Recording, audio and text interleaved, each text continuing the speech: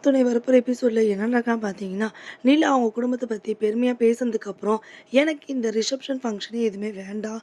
இவ்ளோ தூரம் ஆனதுக்கப்புறம், அவங்க எங்க குடும்பம், நீங்க அவங்கள அசிங்கப்படுத்துறது ஒண்ணு தான், என்ன அசிங்கப்படுத்துறது ஒண்ணு தான். ஒரு நாள் சோழன் நீங்க சொன்னா மாரி பெரிய கார் கம்பெனிக்கு ஓனர் ஆவாரு. அவங்களுமே பிசினஸ் மேனா ஆவாங்க.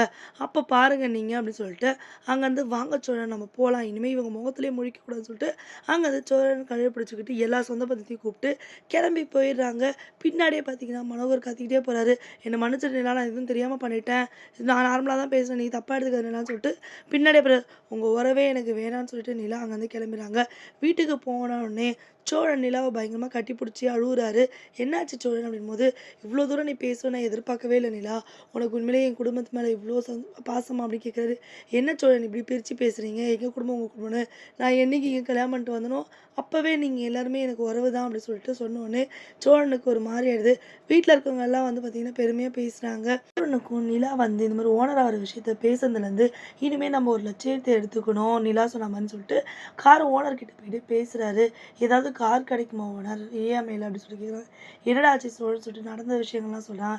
"சரி நான் ஏதாவது செகண்ட்ஸ்ல கார் வரட்டும், உனக்கு சொல்றேன். ஏதாவது பைசா இருந்தா ரெடி பண்ணு அட்வான்ஸுக்கு" அப்படின்ற மாரி சொல்றாரு.